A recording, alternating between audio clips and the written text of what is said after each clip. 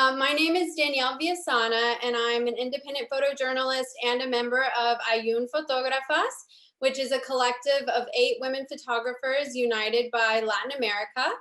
Our collective includes photographers Ana Maria Arevalo Gosen and Sarah Paps, who are here with us today, working behind the scenes, making sure everything is going smoothly. And we also have a few other members who I believe are joining us, but we have Andrea Hernandez, Joyce Alarcón, Carla Gachet, Mariseu Ertal, and Tamara Merino. So we're, again, a collective of 8 women photographers united by Latin America, and we are Ayün Fotógrafas.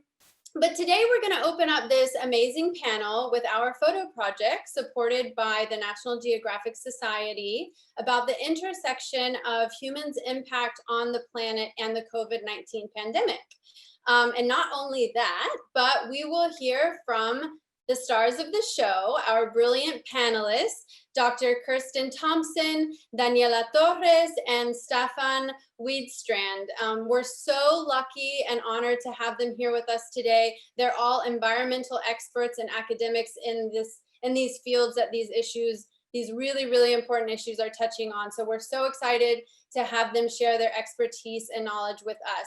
So just really quickly before we get started with the video, I wanted to introduce our panelists. So Dr. Kirsten Thomson is a badass, but she's a marine scientist. She's the lead scientist for the Greenpeace Protect the Oceans campaign, and she's a lecturer in ecology at the University of Exeter. Daniela Torres, also a badass, is an environment and climate change specialist and a consultant and officer for sustainable resources, climate and resilience at ICLEI, or local governments for sustainability in Europe.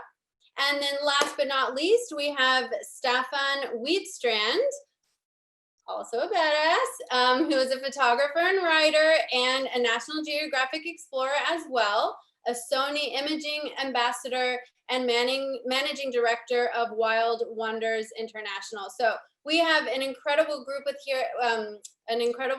with us here today. And again, thanks to them for taking their time to be here with us, and to all of you for joining. It's truly a privilege. So right now we're going to show you a short video of our Ayün photo project that Ana is going to share with us. And it's called The Nature That Inhabits Us. Okay, I'm going to share my screen now and show you. And in case of any connectivity issues, because sometimes that happens with the Zoom webinars, Sarah has just shared the link in the chat with all of you. Can you see? Okay, perfect. Go.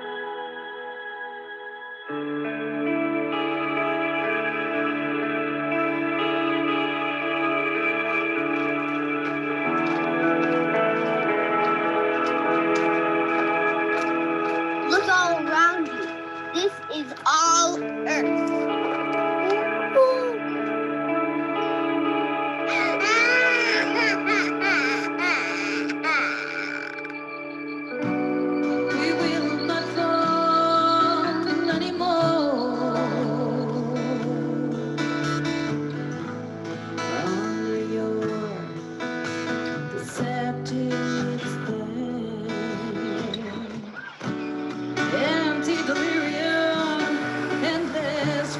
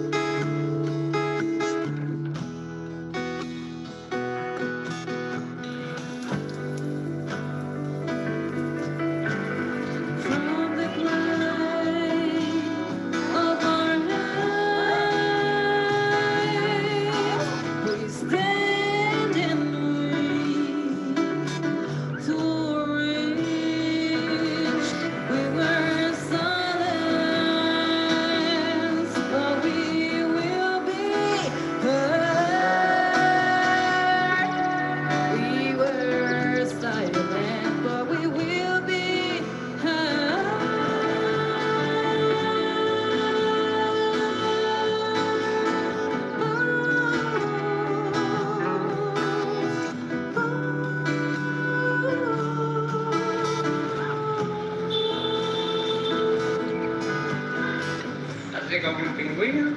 Sí. ¿Y la vaca cómo hace cuando sos vaca?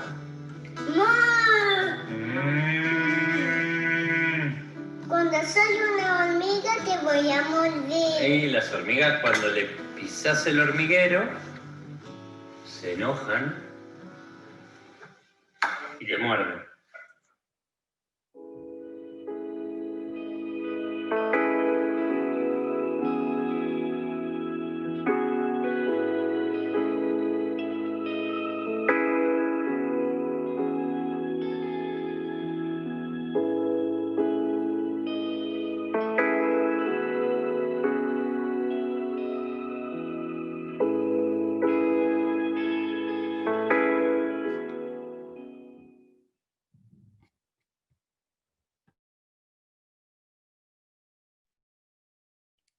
Thank you, Anita. And so now I'm going to share a very brief presentation of our photo project with some background information before we open up the floor to our panelists.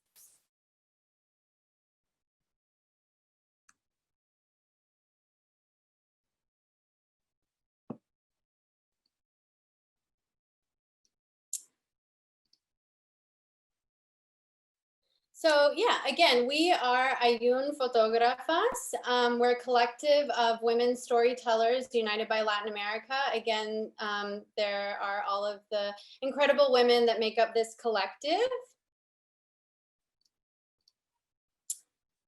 We have, again, Aria Arevalo Gosen, Andrea Hernandez, myself, Joana Alarcón, Carla Gachet, Mariseo Ertal, Sarah Papp, and Tamara Merino. So again, our project supported by the National Geographic Society called The Nature That Inhabits Us explores the problems leading up to the pandemic, such as environmental deterioration, destruction, and exploitation, as well as overpopulation, pollution, and detachment from nature. As we have seen with this pandemic, the origin of the coronavirus has proven once again that environmental destruction reduces biodiversity, which in turn reduces regulation of diseases. And even more alarming, the United Nations Environment Program states that as climate continues to change, outbreaks or epidemic diseases may rise in frequency. While the COVID-19 pandemic has brought human life around the world to a screeching halt, nature has reveled and thrived in our absence, providing a rare glimpse into the efficacy of measures that can be taken to curb our negative impact on the planet. This unprecedented time in our collective history shows that humans are undeniably interrelated with nature, and that a human populace in balance depends on a planet in balance. And if we do not take these lessons with us into the future, society is at grave risk of repeating the same mistakes that led us to a global pandemic in the first place. So today we are going to hear from these phenomenal panelists about some of those very lessons. And so with great honor, I would like to introduce our first panelist, Dr. Kirsten Thomson. Again, is a marine scientist with vast experience as a lead scientist on various Greenpeace campaigns. She's a lecturer in ecology at the University of Exeter, and again, just an all-around amazing, incredible person. She specializes in whale and dolphin population genetics, which is super cool. She's going to speak with us today about how a drop in humans' activity during the pandemic has resulted in some interesting insights into our impact on nature. So, Dr. Kirsten Thomson, take it away. Thank you. I'm just going to share my screen. And okay, can you all see that? Is that working well? Great. So thank you so much. I've actually feel very really touched to be invited on this, to be part of this event, and that was a really very emotive video that you showed, and it is, you know, it's an insightful and really important event that we have here, and that we have this conversation. So I feel very privileged to be here completely. So yeah, my name's Kirsten Thomson. I'll just explain who I am. I'm a biologist by trade. So my background and my training is as a whale population ecologist and geneticist. So I study population structure in whale populations, but also I'm really interested in how these research projects can feed into conservation. So I do sort of work at the policy interface. So I work as a lecturer in ecology at the University of Exeter, and that's in the UK, and also a consultant to Greenpeace Research Laboratory. So I work across many of their campaign areas, but I'm particularly focused on the Protect the Oceans campaign, because that's the background of my training. So I guess in a way, as the film and Danielle's presentation shows us, we almost need to take a little think about how we got to this situation that we're in the center of this, in the middle of a really serious pandemic, which is causing a huge amount of human suffering. And it is well established that ecosystem degradation can lead to an increased likelihood in disease transfer to humans. And there are a number of mechanisms by which this occurs, and many of these mechanisms lead to a decrease in barriers between humans and wildlife, and also a decrease in the natural resources that we really require to manage transmission of diseases. So unfortunately, when I was doing some research on this topic, I realized that ecologists had actually predicted that a pandemic such as this may well occur. And these predictions have been ongoing for the last couple of decades. And I'm sure health officials most likely predicted the same thing. And these predictions were based on the fact that humans are engaged in a rapid and unprecedented industrialization of almost all ecosystems on our planet. And now they're turning to the deep oceans as well. And this is really concerning if you're a conservation biologist. And this decline in ecosystems is incredibly profound. And, you know, we're sitting now in 2020, 10 years after the UN Convention on Biological Diversity set out the Archie targets for biodiversity protection. And we now know that out of those 20 targets, we haven't actually achieved any of them. There are only actually 4 that we've only partially achieved. And this is not a good legacy to leave for our children. And really, we need to think about this.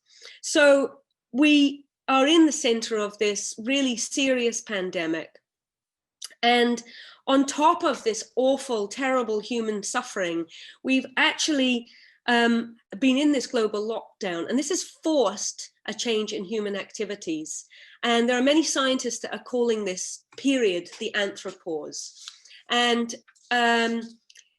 you know, as Danielle pointed out, there are these sort of sites of wildlife that have never been seen before. Things like pumas walking down the streets in downtown Santiago, or dolphins in the waters of Trieste. And it really gives us a time for introspection and also a time to forge links with other people, to forge new connections in our global community, and actually see this time as a bit of an opportunity to rethink how we do things. And as a biologist, you know, researchers have been actually trying to quantify the impact that humans' activities are having on wildlife.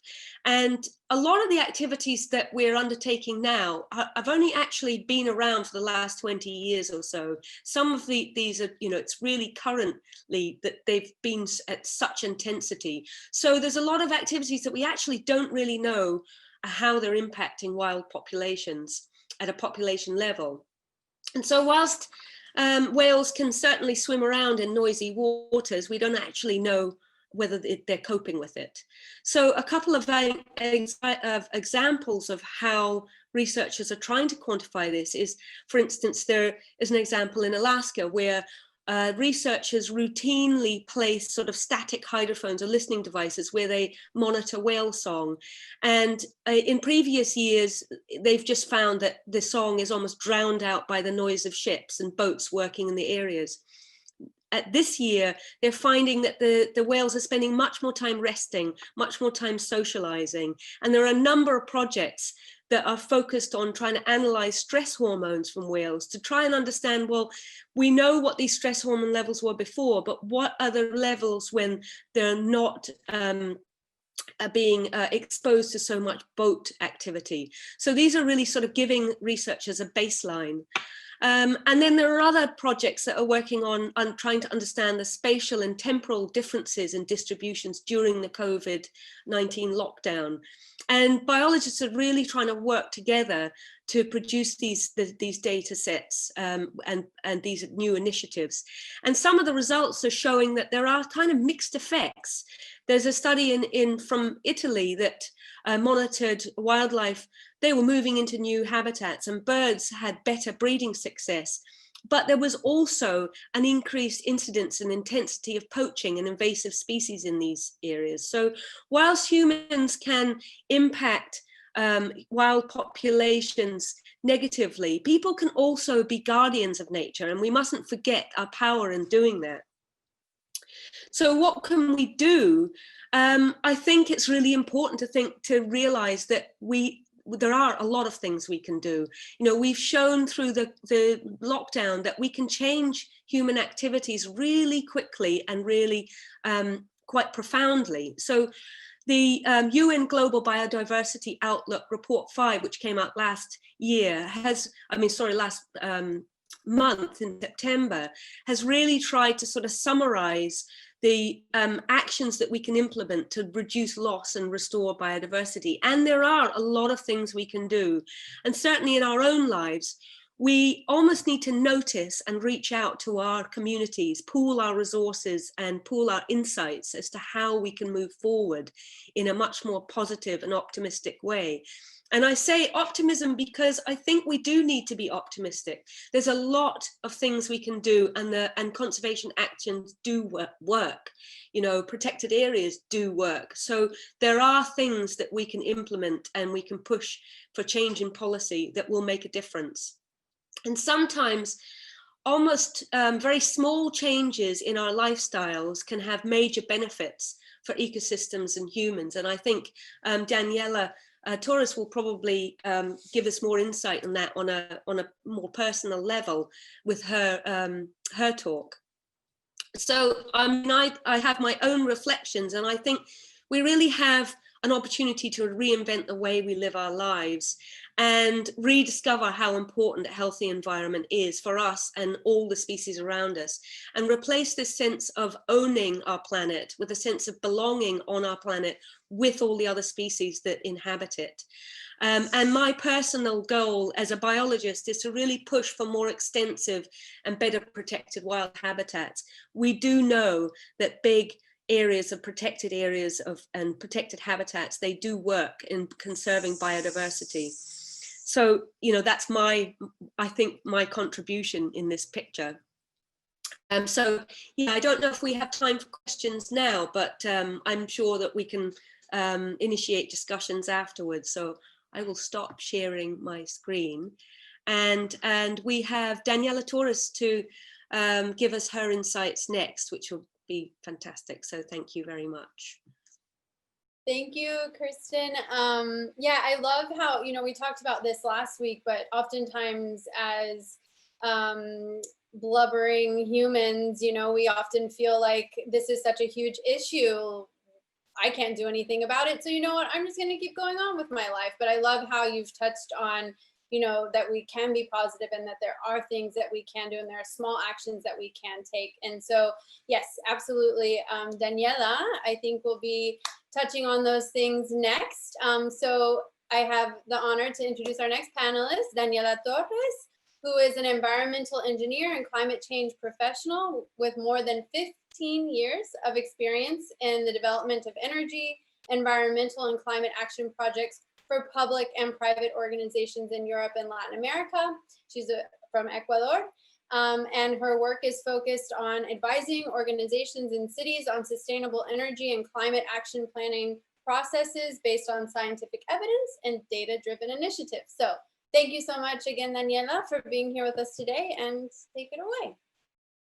Thank you very much for the introduction. And after listening Kirsten, I think that I have a challenge to be as good as her, and also to link the importance of nature and environment in our daily lives. So today I'm going to share with you a little some insights about COVID impact on cities, environment, and climate change. So of course, we have all been affected by COVID, and the question is that after all these changes and after all that we have listened, are we ready as citizens for a green and resilient future?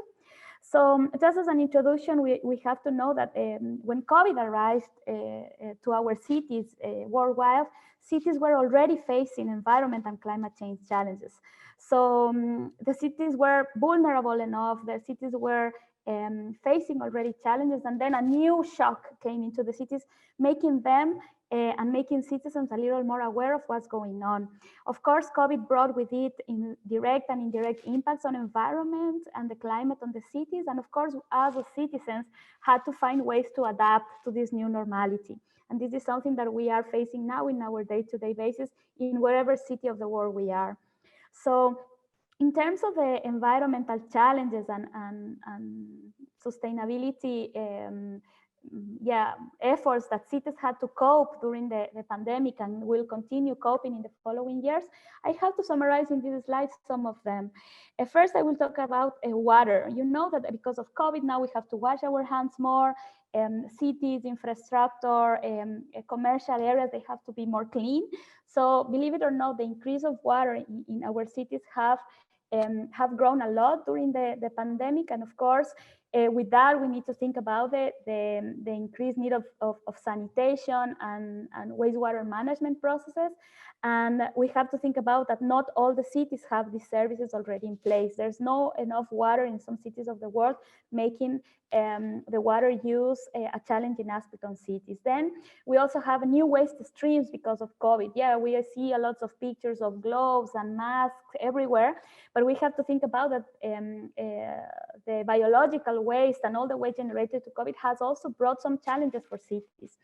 A part of that, or all of us, that we consume a lot of energy in our household because of being under lockdown, has increased the energy consumption of households in all the cities of the world.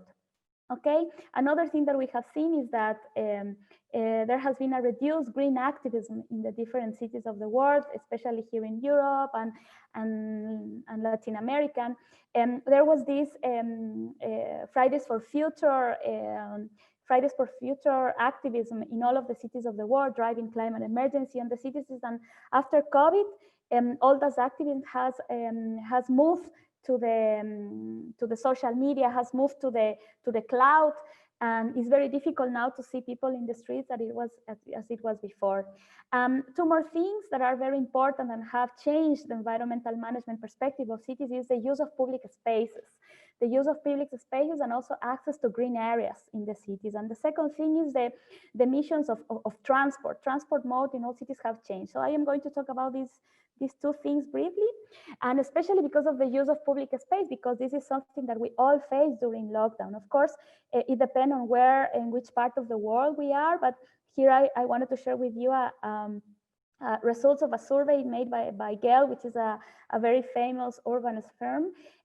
So they did this survey of how we use public space during the pandemic, and believe it or not, 35% of citizens were not able to enjoy public space during pandemic because we were locked down and we had to stay at home because of restrictions or because of our daily activities. And on the other hand, 65% of citizens were able to use public space. And here you can see some notes about this, that public space and the use of green areas is important to mental health. Also, lots of people have started to, even myself, appreciating having a green area near our house. And of course, that this makes us think the pandemic really shown how important public space and green areas are in our cities, no? And regarding transport, this is a question that everybody is asking, is the emissions from transport coming up or coming down? That is something that still we are not able to evaluate in the long term, because the pandemic effect is still going on a city level. But this survey also showed that people, we are walking more, we are using car less, maybe because we are afraid of getting COVID, but in this survey that was made in more than 40 countries of the world, believe it or not, we are using less the cars, we are moving more walking in the streets, we are using more bikes, the use of private cars has been reduced, and of course now we are also taking other modes of transport. So just to summarize, and because we have some time for discussion, is that when COVID arrived to our lives in the cities, we had to adapt to be more efficient and resilient, okay? And now I think that this gives us an opportunity to see as COVID as an opportunity for being more green and sustainable in our cities. And of course, it's time to collaborate and support the most vulnerable in our cities. And of course, as citizens, we should be encouraged to participate in city activities. And just to finalize, I think that we have to make ourselves a question of, is COVID an opportunity to use technology or photography, for example, to accelerate action towards a clean and an environmental healthy planet in our cities? So that's more or less what I wanted to share with you. Thank you very much. Awesome. Thank you so much, Daniela. You know, I really can relate to the pie graph about cities and the use of parks, because, you know, I remember like meeting with friends in the park and kind of being like, why didn't we ever use parks before? You know, I mean, you use them to run through, but like you'd always meet in cafes or restaurants. And so I think that absolutely, as you said, the pandemic in a way has also, while it's brought a lot of challenges and strife and heartache and loss, it's also allowed us to see some new realities. So thank you so much for touching on that. Last but not least, we have, actually really quickly, sorry, because we have brought up questions. So just remember that you can ask the panelists questions in the Q&A chat box, and we're gonna get to questions at the end. And if you want to make it specifically to a panelist, just include their name, and we have plenty of time for questions at the end. So last but not least, we have Staffan Widstrand here with us. Again, he is also a photographer and a Nat Geo Explorer. He's a writer. He's an ambassador with Sony Imaging and managing director of Wild Wonders International. And in fact, just last week, Staffan was out in the wilderness somewhere trying to track down moose or meese. I don't know what the plural is, but so, you know, he's out there, he's doing the work. And today he's going to show us some images about how poaching and illegal timber cutting has become rampant during the pandemic as a result of declining ecotourism. So I am going to drive the photos today. First of all, thank you very much for inviting. I feel really honored to be also, I mean, to be invited to this in the first place, and then secondly, to be the only guy in an all-female panel. So that's by a women's image storytelling cooperative. So that's an extra big honor. Thank you very much. I just wanted to focus a little bit on my short presentation here on the effect of the pandemic on nature and wildlife, because many people tend to think that wildlife is doing fine and nature is doing fine because we are not flying around and we're not traveling around and we're sitting on our butts in parks, or at best, or maybe indoors in long times. And that has a certain effect, of course, on the environment, positive effect. So, you know, fumes and less emissions, CO2 emissions, of course, but it has devastating effects of a number of other reasons. A lot of wildlife, like this white rhino here from South Africa, with the oxpecker sitting and eating some ticks from it, helping it to get rid of ticks. These majestic animals have had a huge problem, of course, over the years that passed. And they were one of the few forces in the other part of the scale is ecotourism, safari tourism, wildlife watching, nature-based tourism in a very wide sense, which creates lots of jobs and a lot of business opportunity and lots of survival opportunity in some of the most remote areas in the world, from not only in the developing countries, but also in in pretty much all countries. Tourism is the biggest industry in the world right now. Next slide, please. Yeah, and these big iconic animals, these pictures are from South Africa, this whole little picture story here. They show images of animals that are wonderful to see, that are wonderful for nature, that are wonderful for people, but that some people tend to enjoy best killing and either eating or using parts of them. That has increased because when everybody is in lockdown, the tourists are not coming anymore. Suddenly the whole economy of wildlife rangers, wildlife guides, those people who used to be eyes in the terrain, those people are not there at the same extent as before, or in many areas completely absent. Next, please.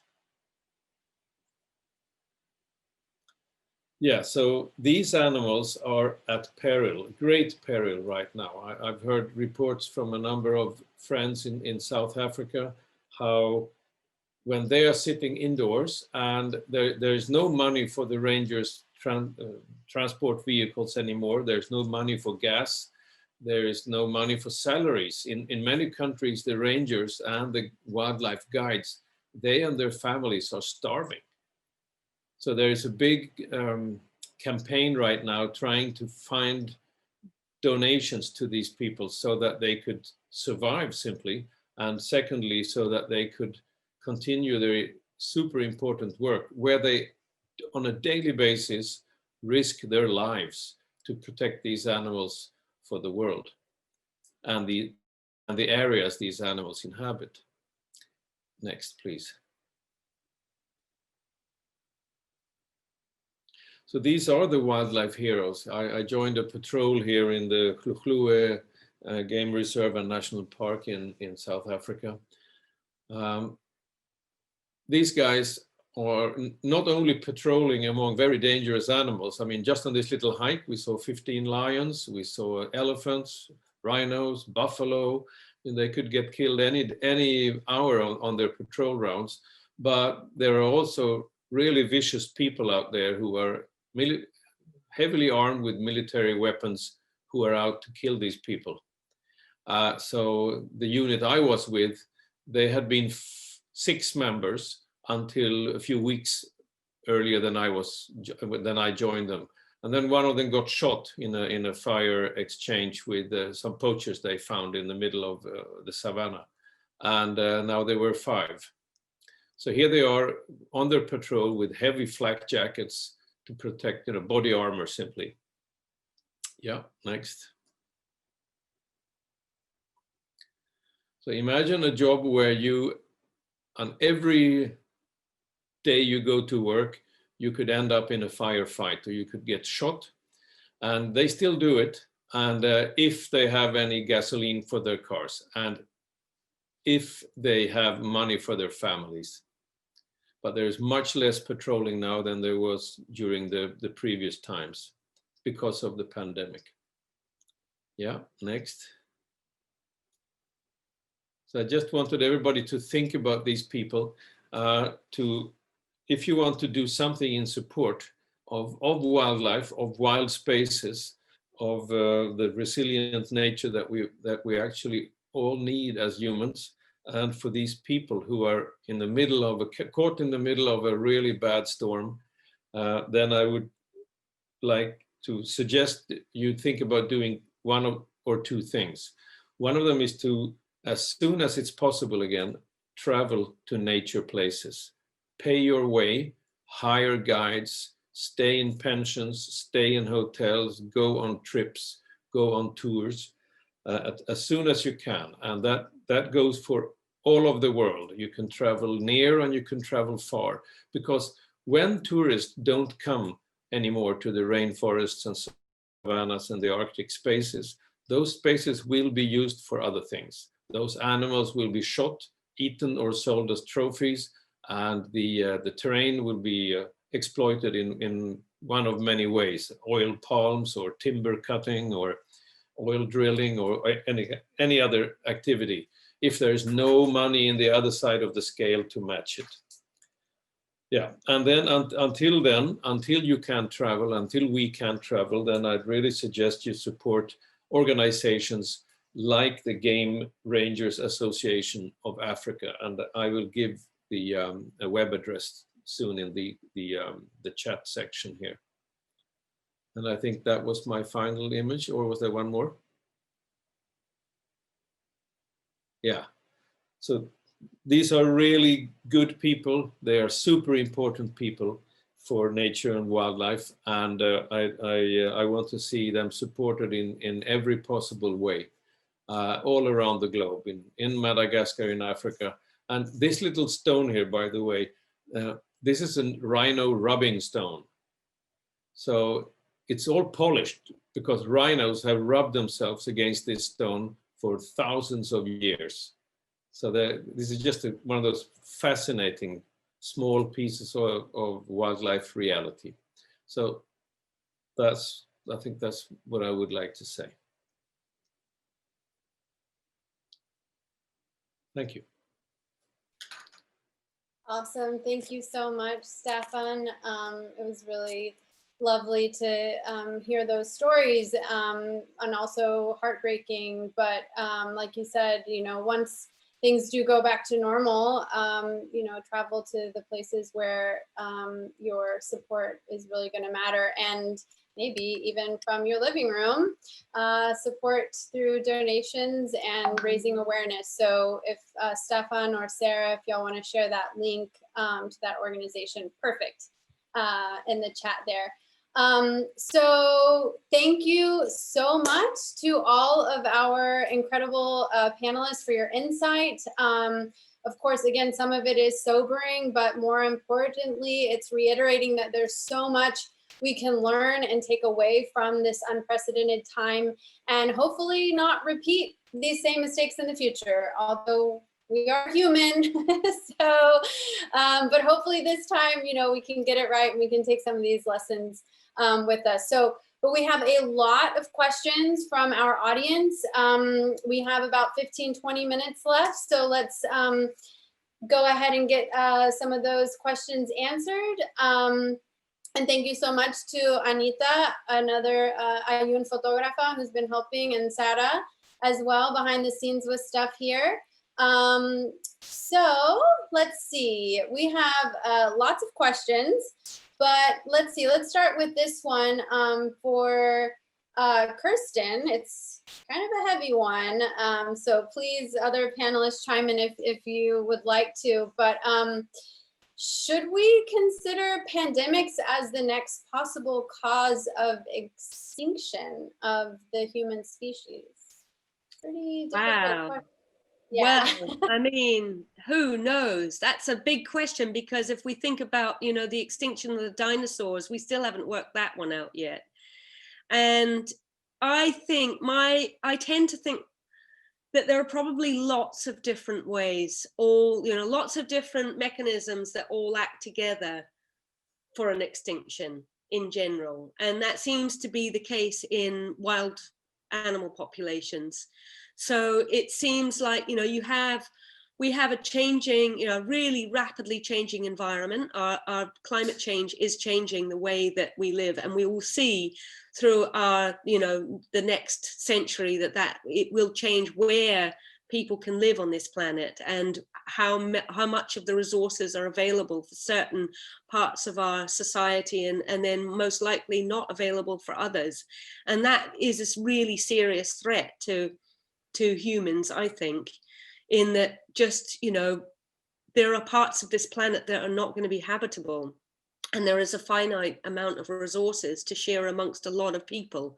So, you know, I think if we're going to go extinct, it'll be for a number of different reasons, and it'll be all those things acting together. And I don't think it's necessary. I think we can live on this planet and not go extinct and still maintain biodiversity and natural habitats. But I think we've got quite a lot of work to do. So does anybody else have any ideas? Anybody else feel differently? Like, nope, this is it. This is our last chance. We're goodbye, Earth. I mean, I think with the dinosaurs, it seems to be that the climate changed. There could have been disease, and there could have been more, you know, there could have been pandemics that we don't know at that time. So yeah, it'll be a number of things that will take us out, I think. And if you look at it, the dinosaurs are actually still here. Yeah. Some of them transformed into the birds, and there are quite a few birds around, 10,000 species or 11,000.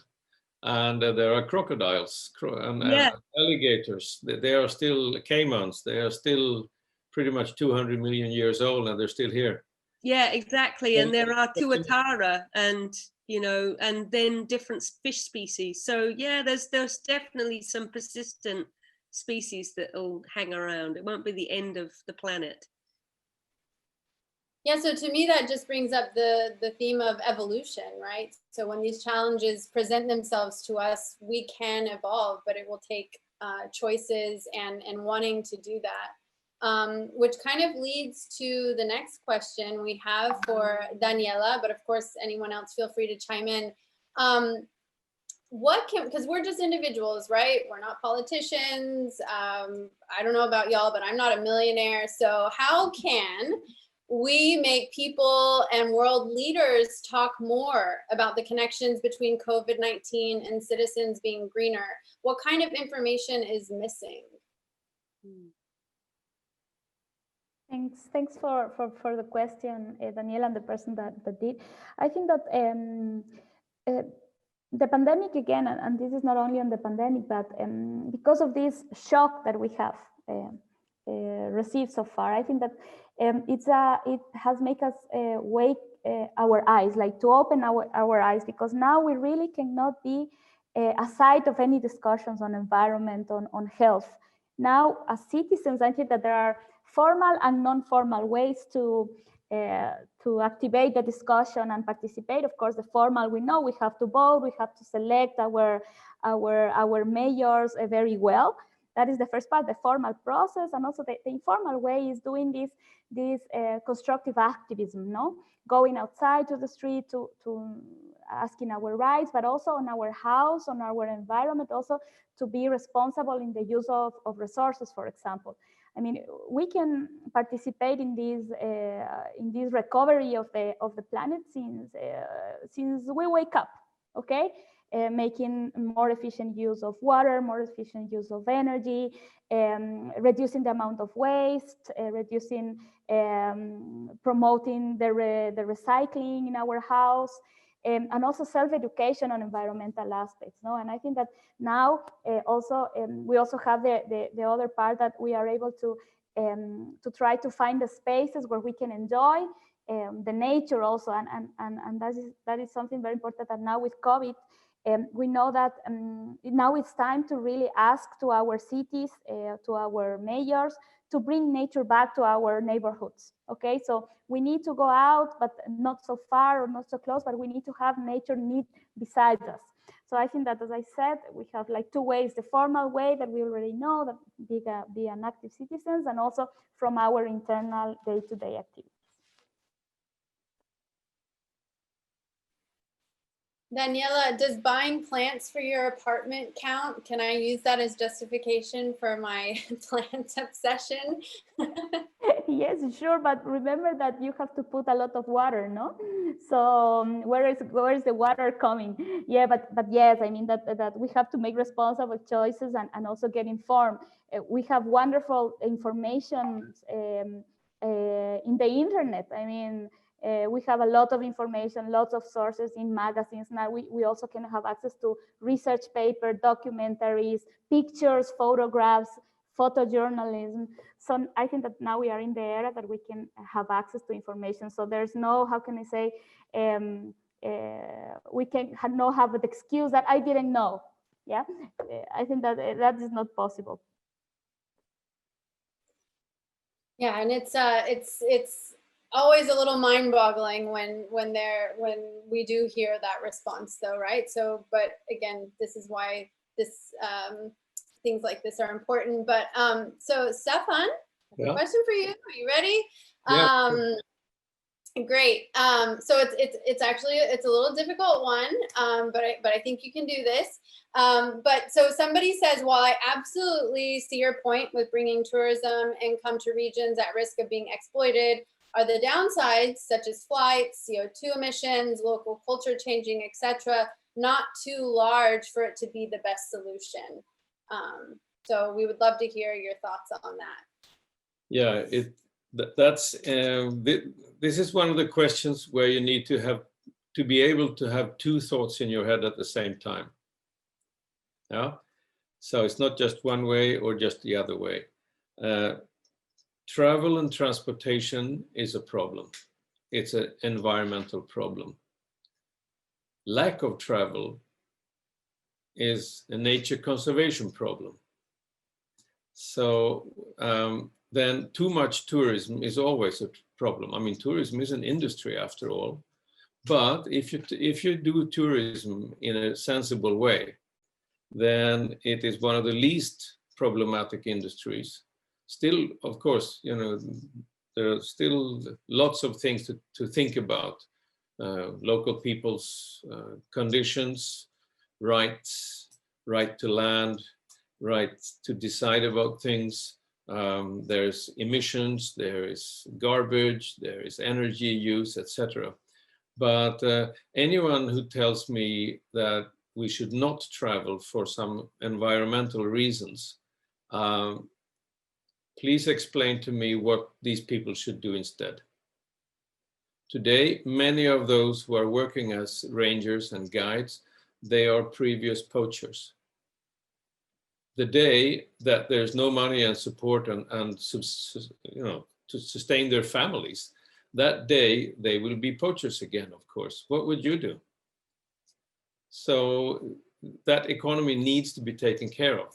And wilderness and wildlife needs to mean business, jobs, and income in local areas where this wildlife and this wilderness is. Because if there's no business, jobs, and income, then there will not be that wilderness and wildlife as soon as it's possible. Some areas are so remote, so it's not even possible to exploit it yet. But those days will come. And then the question is, what is in the balance here?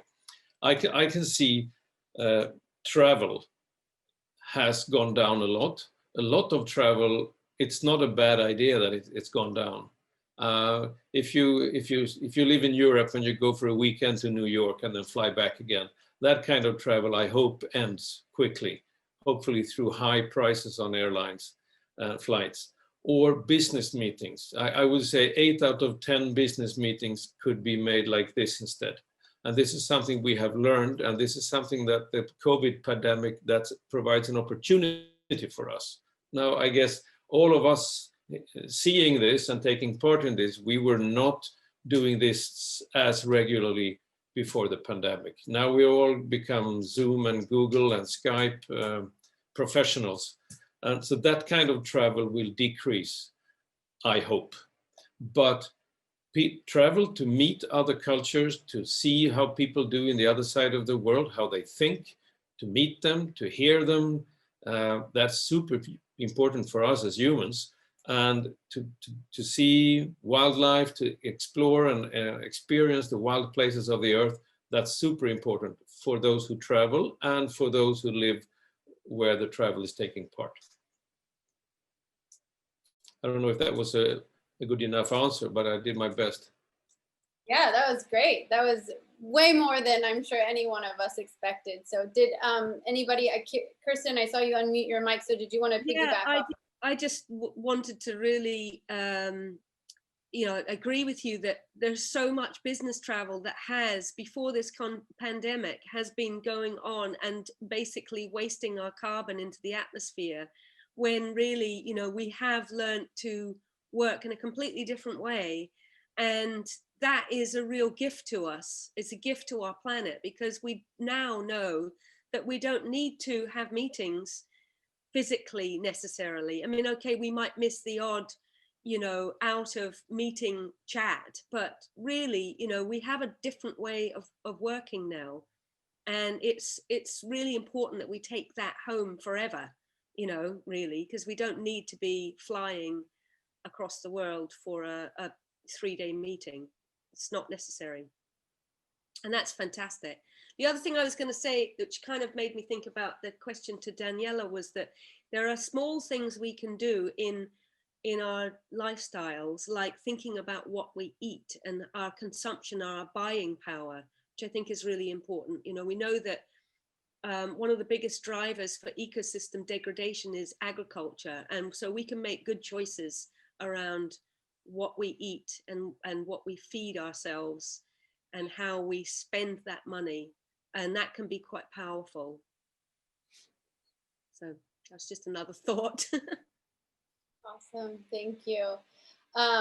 In fact, as you were talking, I thought it would be so great after. So I'm kind of jumping ahead a little bit, but this is actually the first part of a 3-part series, panel series. So I was thinking it would be really cool to follow up with all of the people who have taken part in these issues and tuned in to listen, and maybe follow up with a list of resources that all of you could recommend for people for further reading and so on. So keep an eye on your inbox. We got more stuff coming for you. So we only have a couple more minutes left, but I wanted to ask this last question to Kirsten and Daniela, but Staffan, please chime in. I believe this is something that you also would know a lot about. But again, it's kind of it's a big one to unpack. But of all the many environmental forms that may have generated the COVID-19 pandemic that we've all discussed here today, which one do you think is the most prevalent and should be best taken care of to avoid further outbreaks? Which, you know, me as like an individual too, I'm like, ooh, if I could just not do that one thing, then I'll make sure I don't do it. But is the answer that simple? Let's hear from all of you. Well, I mean, from my point of view, I've done a little bit of research on the, you know, literature research, not primary research on the environmental impact of our diet. And I do think that, you know, we do know that most of the planet, most of the terrestrial planet is being pushed aside because of agriculture. So, you know, that is a major thing that we need to really rethink and restructure our food systems so that we can try and protect nature better. And, you know, certainly we can see from this pandemic that it's terrestrial ecosystem degradation that has allowed this transmission to occur so much more easily than it would have done previously. So, you know, that is, you know, that's something that we can all empower ourselves in changing. So, yeah, I mean, I think agriculture is a big one, and, you know, and the use of, you know, of goods and then having this built-in obsolescence. So we're driving a whole lot of industries just by having technology that is, you know, out of date in 3 years. That is not right. You know, we need to rethink the way we use our, you know, physical technology goods, because it shouldn't be that we're upgrading our phones every 3 years just because a new one comes out. You know, those are precious materials, and if we don't get them from you know, e-waste, etc., there's a drive to find them elsewhere in natural, you know, pristine ecosystems, and that's not right. We know that that isn't a way forward on our planet. So, yeah, those are two things that I sort of think are really important. And I, if I could come with a suggestion also, that would be to avoid at least some future pandemics, that is to completely ban the wildlife trade. Yeah, completely ban the wild trade, international and national trade in wildlife parts. That's, you know, many of the pandemics have started precisely there. Ebola is one of them, COVID is one of them, SARS is one of them, MERS is one of them. So if we want to avoid pandemics, we shouldn't be fiddling with wild animals. They should be having their space and we're having our space. And that means also domestically, don't have them at home. Don't take wildlife from the forest and have as toys or pets in your home. Keep them out of, let them stay where they belong. It's best for them and it's best for us.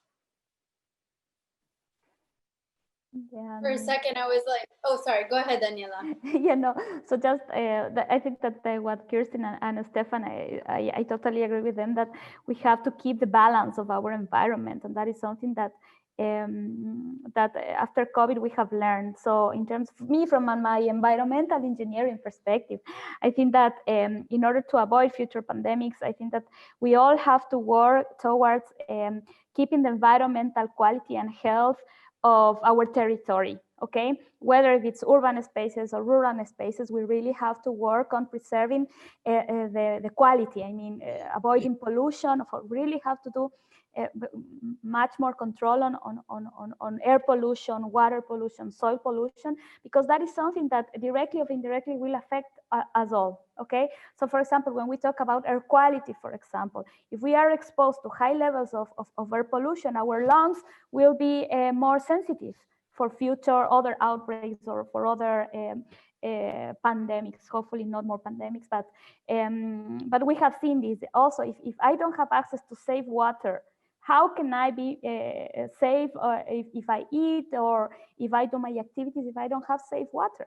Okay, so I think that for me, one of the key issues that we have to work in order to avoid future outbreaks is the management of pollution. And during the last years, I think that climate change has, how can I say, a step over the importance of pollution, because we talk about climate change and emissions and everything, but we really have to go into the roots of the problem, okay? So the environmental quality of our cities, of our ecosystems, whether it's oceans, whether it's the rainforest, it really has to have a good quality to keep the balance that we need.